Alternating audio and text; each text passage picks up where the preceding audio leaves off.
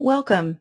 My name is Celeste Martin and I am one of the SLDS trainers for the Georgia Department of Education. Today's session will be the data overview. The data overview is intended to show you what data you have accessible to you at the classroom level and at the student level. The data you will see in SLDS is historical data for the current students you teach. All data available to you within SLDS is reflective of data coming from public school districts within the state of Georgia. If you haven't logged into your student information system, please pause the recording and take a moment to do so now in another internet window. Following along with the recording will be of benefit to you as this is a hands-on session and you will have a couple of opportunities to try out in your live SLDS teacher dashboard what I'm going to show you here in the webinar. Later in the presentation, you'll be asked to complete an electronic sign-in. This will be your ticket out the door. We will use this contact information to send you a certificate of attendance. Now you will notice that I am using a training site that looks like your live site. The training site mirrors an actual Georgia school district and its data, but all names have been changed to comply with FERPA. Under the district banner, which is across the top, you will see a blue navigation bar containing tabs linked to the SLDS features that are available to you. The first tab says SLDS. This tab will always return you back to your teacher dashboard from any other screen. Another tab you might find of interest next to the SLDS tab is the TRL tab, where you will find over 30,000 resources that are vetted and aligned to standards just for you. Some of your additional tabs may be different from what is displayed here in the training site, and this is because access to these optional tabs is determined at your district level. Some of the optional tabs include the IEP tab, which allows districts that choose to do so a means to input student IEPs. Students who are in districts or have been in districts that choose this feature will have a link on their student profile page to an electronic copy of the student's IEP, which makes the sharing of this information across districts immediate. The Growth Model tab provides teacher information on students' academic progress. TestPad contains all your prior GoFar items, but it also allows for the creation of your own test items. Now, of course, your TEKS and LEAKS tab is here. Other optional tabs you may see are the Gifted Eligibility and the EL Screener tabs. Then there's the Logout tab there for you to use upon departing the platform to ensure that your student data remains protected. Always try to remember to click Logout after each use. In the upper right corner, you will see the blue link for Help and Training. By clicking this link, it will take you to the Georgia Department of Education's Help and Training page for SLDS, which looks like this. Here you will find links describing other features of SLDS in detail, as well as you will find user guides, 5-step quick guides, and webinars for other modules that we offer. If you're looking for a description for our other modules, you can look under our teacher training series descriptions. Now there are two main data areas in SLDS for teachers. First, the teacher dashboard, which shows the default screen that you see anytime you launch SLDS, and then the student profile pages. The teacher dashboard view will give you a collective picture of all the historical data for your class, and the student profile pages will mirror this same data, but at the individual student level. For our overview today, we will take a tour of the contents and features of the teacher dashboard, and then we'll take a look at the contents of a student profile page. Under the blue navigation bar at the top, you will notice quick links. These quick links reveal a hyperlinked path back to the dashboard. Beneath the quick links, you will see a drop down for Period, which will allow you to change the dashboard view to reveal the data representative of only one of your class periods. As you can see, the default is set to all students. Below the period drop-down, you will see a banner with some very helpful features. Here you will see a circle with a left arrow inside of it. This will take you back one screen at a time. You might have noticed that I reminded you to use the SLDS tab, the Teacher Dashboard Quick Link tab, or now this circle with the left arrow to take you back, as opposed to using the browser back button, which will kick you out of the system and require you to log back in, and that can become frustrating after several times. Over to the right, you're going to see an export feature. It looks like the floppy disk with a drop-down arrow next to it. Here you'll see the many file types available to you for exporting any data page available to you in SLDS. The most common ones are Word, Excel, and PDF. Word and Excel will both give you the option to manipulate the data before printing. If you just need a quick print of a data page in SLDS, then you can use the print icon, which will print an automatic PDF. So let's go ahead and take a look at what we have on the teacher dashboard. Over on the left, you'll see the active schedule box, and within this box, you'll notice that your students are divided by subject and section. This represents your current year active schedule. You'll also see a link for a current year inactive schedule. This might represent students you might have next semester but may not be actively teaching right now. You also have a link to last academic year's schedule.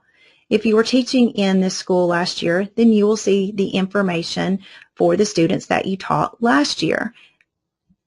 At the bottom of the schedule box, there's a link that says All Students. This was a very nice feature added for our secondary teachers who teach so many students in a day. By clicking the link All Students, you have access to see data for all the students you teach, as opposed to having to click multiple sections or multiple periods. Now, to the right of the schedule box, you'll see an attendance tracker. The attendance tracker gives you historical attendance data for the current students you teach. So notice the date here in the attendance box. It is the prior academic year. So don't be alarmed when you see high numbers of absences and you're early in the school year, because this does reflect your current year students' attendance for last academic year. The attendance tracker is a great way to really get to know your students. Student attendance is extremely important for graduation rates and for achievement and Lexile levels. A great thing about SLDS is that anytime you see classroom level data, you can hover over that data to get more information. It's also drillable when you see the hand appear. So by clicking on one of these percentages, then I can get a roster of students that would, in this example, have greater than 10 absences. Now let's scroll down the dashboard. The next area that we see is Lexile. Now, only teachers in grades 4 and higher will have access to Lexile data in this area. Possibly a third grade teacher might, if you have a student that is repeating third grade and they took the third grade EOG last year. Lexile information is obtained from the state assessment. Some districts do give local assessments that derive Lexile scores, but here we are showing state-derived Lexile data. On the left, each grade level that you have access to will be underlined. You can click on the grade level to see a class roster with Lexile data for all the students that you teach in that grade level, or again, just like we had with attendance, you have the option of hovering over the colored bands to get more information, or by clicking on the percentages to get a list of students that that particular percentage represents. If you're curious about learning more about Lexiles or finding resources for Lexiles, there is a link added here for you, additional information about Lexiles. That will take you to the DOE page for Lexile. Underneath the Lexile information, scrolling on down, you're going to see EOG or EOC milestones test result data. Within each box, you're going to see a legend that represents what achievement level each color of the graph shows. You have a classroom bar, that's your information for your current students, and how they performed on their last state assessment, but you also have the comparison for district and state.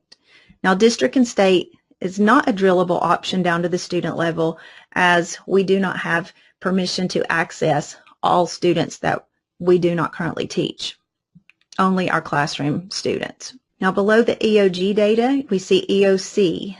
The reason that we're seeing both EOG and EOC because this teacher teaches 9th grade students. If you recall, when we were looking at Lexile, we saw 9th grade Lexile data. So because this is a 9th grade teacher, she has students that are currently in her 9th grade class that would have been in 8th grade last year and would have taken the EOG. So here is their data from their 8th grade year. But then the data that we're seeing here for EOC would be representative of the high school students that this teacher is teaching this year, but they would have taken an EOC for a high school course last spring. The same thing applies. Anything on the classroom level, you can hover to get more information, or you can click to drill down to see a list of students that particular percentage represents. Now, scrolling on down below the state assessment data, you will see student growth percentile test results. In the student growth percentile area, for both EOC and EOG, you will see the SGP data for the students that you currently teach. There's a legend, just like with the EOC and EOG data, there's a legend that will show you what low growth represents, typical growth represents, and high growth represents. If you were to click on one of the percentages at the classroom level, that will take you to another screen where you will see a class list by student showing all the demographic data for those students, the last Lexile scores for the students, and then in the last column you'll see the student growth percentile information. In addition to the colored bars that show growth, you see numbers.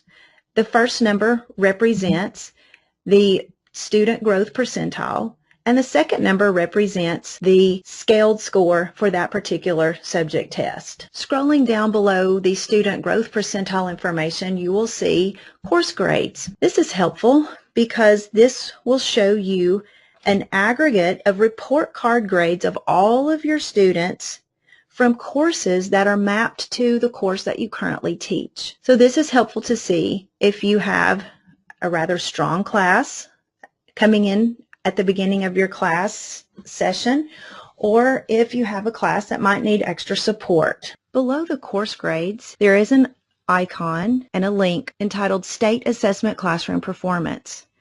This is a very valuable area within SLDS, as it will show you how your students performed not only on the subject area test, but also show you a breakdown of the domain performance of your students on the test last spring. This domain analysis is great because it can help you with the grouping of your students for differentiation purposes. It will show you groups for remediation, monitoring, and acceleration. If you'd like to know more about this particular tool, there's another module or webinar that you can view called Differentiation based on data. Next to State Assessment Classroom Performance, if your district gives local assessments such as the NWEA MAP assessment or Renaissance Learning's STAR assessment, then you'll also have another icon in this area called Local Assessment Classroom Performance, and that link will take you to your local assessment data. Let's scroll back up to the top now and access one of our class rosters. We'll choose the class roster that displays all of our students. So look inside your active schedule box for the link that says All Students. Please pause the recording so that you have an opportunity to follow along in your live site. After you've clicked the All Students link and your class roster has displayed, please come back and continue the recording.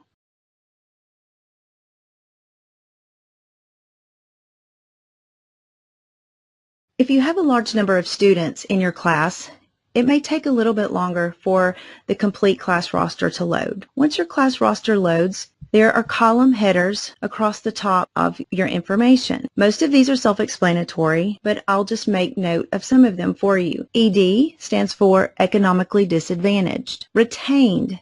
If there's a Y in the retained column, that means that this student met the state requirement for retention. However, it doesn't necessarily mean that that student is repeating the grade this year, because due to your local promotion and retention policies in your district, your team might have decided that it was more appropriate to place the child in the next grade. The SWD column shows whether or not a student has qualified for special education. Next, you'll see the SST column.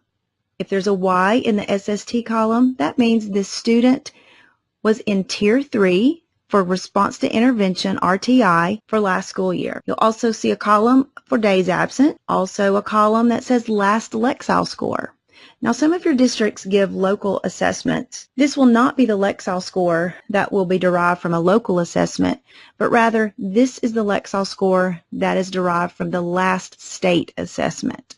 If you happen to see a 0 in this column, that just means that that student has not taken a state assessment to generate a Lexile Score yet. Then to the right, we have the achievement information. Because these are high school students who have taken the EOC, we can see in colors their achievement level, but also in numbers, we can see, first of all, the achievement level, followed by the scale score, followed by the grade equivalency, or the raw score that will get factored into the final grade for that class. At the top of each column and next to the column headers, you see black arrows. These arrows are very handy because by clicking them one time, you will notice that your list will sort in an ascending manner. When you click again, it will sort in a descending manner. By clicking the sort arrow a second time, I'm now able to see all the students in my economically disadvantaged subgroup at the top of my class roster list. This is a great feature if you want to see a particular demographic or subgroup together. Now let's go take a look at one of those student profile pages that we talked about. You notice every student's name is underlined. That means they're hyperlinked. So let's just click on a student's name. Now would be a good time for you to pause the recording because I would like for you to have an opportunity to open up a student profile page as well. Once you have that done, please come back to the recording.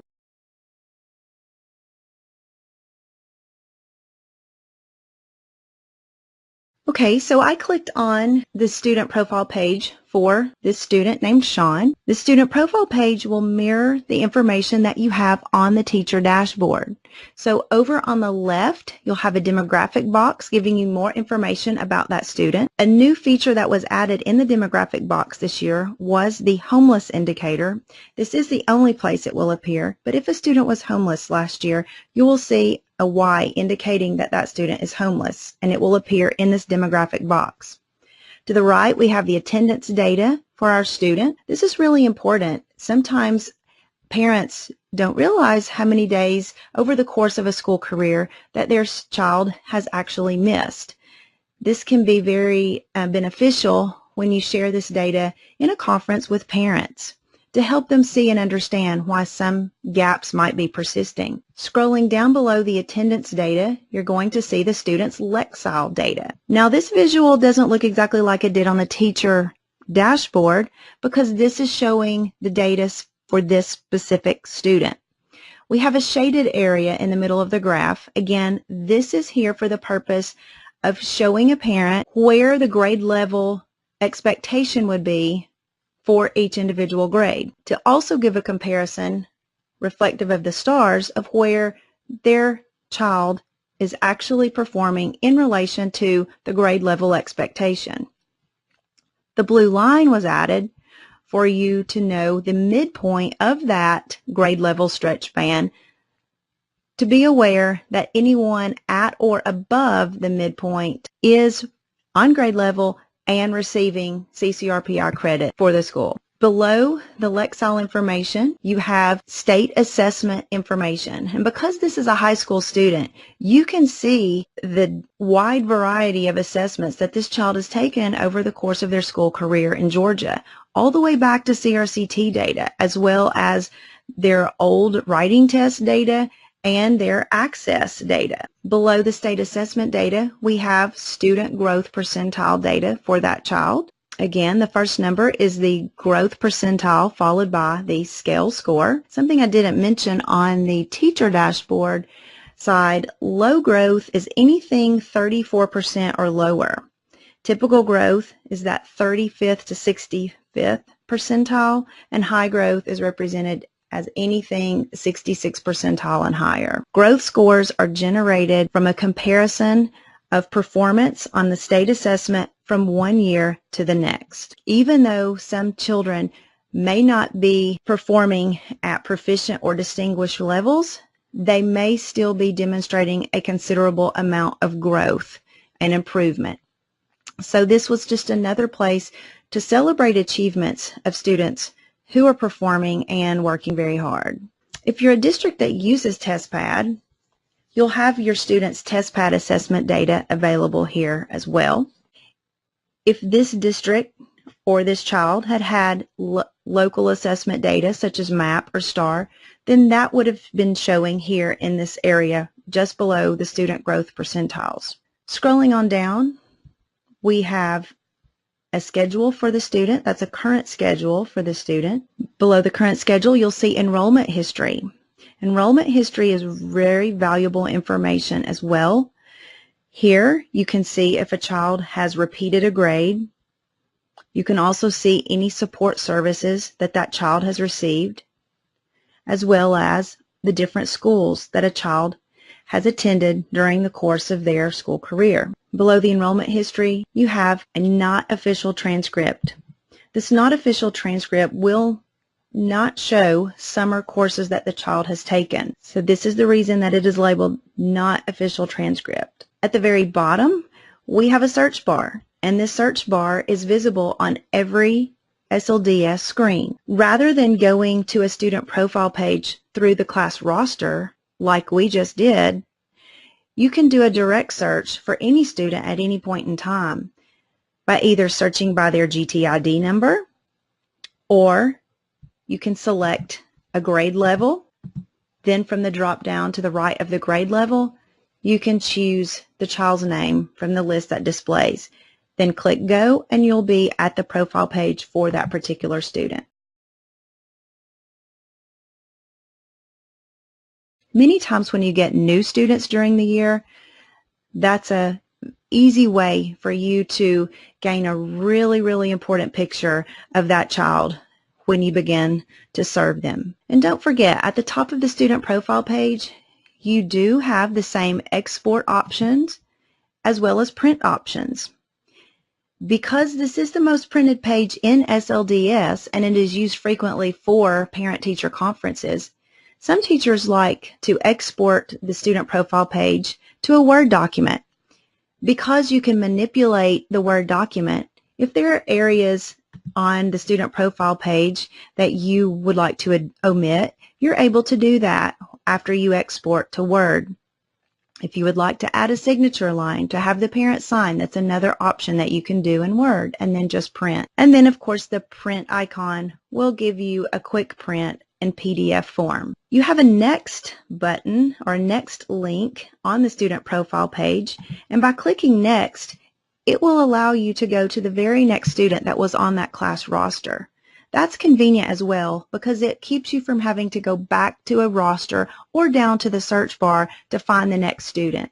You can scroll easily through your entire class list and learn more about your students. At this time, please pause the recording and take a moment to take a look at some of your student profile pages that you have on your class roster.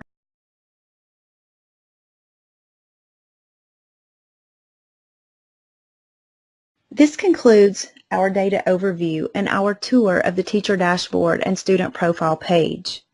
Now that we've completed the presentation, let's complete the electronic sign-in. Please open a browser window and type in this address that you see displayed on the screen. Pay close attention to the URL as it is case sensitive. This is your ticket out the door. When entering your information, please be extra careful entering your email address as well, because we will use the contact information on the sign-in to send you your certificate of attendance. You may choose to share this certificate with your administration in case you need proof of attending. If you're having a difficult time with the URL, please email me directly and I will be happy to send you the complete URL. Near the bottom of the screen, you will see my email address and the email address for SLDS. If you have questions in regards to this specific webinar, please contact me. If you have more generic questions, please contact the SLDS email address. I want to thank you for participating with me today, and I hope you have found this session beneficial. If you cannot attend a face-to-face training on our other training modules, please think about participating in some of the other webinar training sessions offered. Have a wonderful day.